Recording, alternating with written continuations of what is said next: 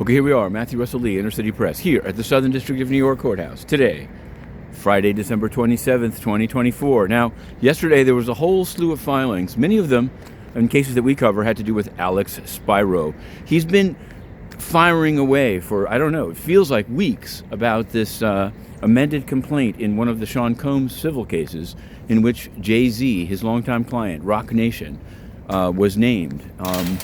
And finally, there was no response by Judge Torres, the assigned judge, but he was asking for immediate hearings and condemning Busby as an opportunist and all this other stuff.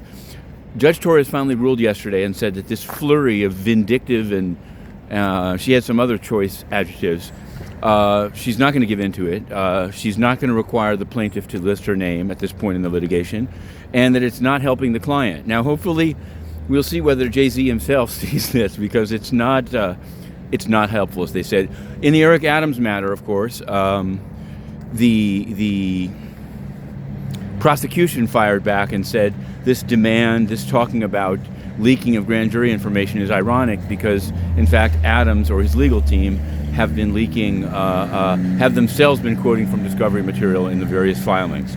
So the battle is on, and they're duking it around.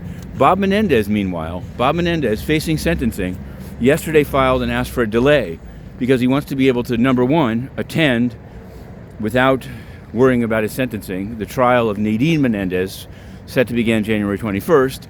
And also, then Nadine's lawyer wrote in and said it would be hugely prejudicial. The jury would, of course, hear about Bob getting sentenced, and this would prejudice them. So we'll see. There hasn't been a ruling yet by Judge Stein, but we're very much on the lookout for it, as we are now. Yesterday, the UN was Antonio Guterres is away. No one has said where he is. But yesterday at 5 o'clock, they suddenly they called it a briefing. There were only two journalists in the room, but Stephanie Tremblay, filling in for Stefan Dujarric, also away, did a briefing, read out a statement about Yemen. We live streamed it because, again, I've covered Yemen for quite a long time. And when Saudis were bombing it, I was very much reporting on that. But in this case, the statement issued by Tremblay and Guterres was almost ghoulishly one-sided. For reporting that, somebody said, well, you should be kept out of the UN just for saying that. It's not a matter. You can hold two thoughts at once. You can hold thoughts at once. The Houthis have been firing missiles at ships. I guess all I can say is that you can't be surprised if you get bombed when you're firing bombs yourself.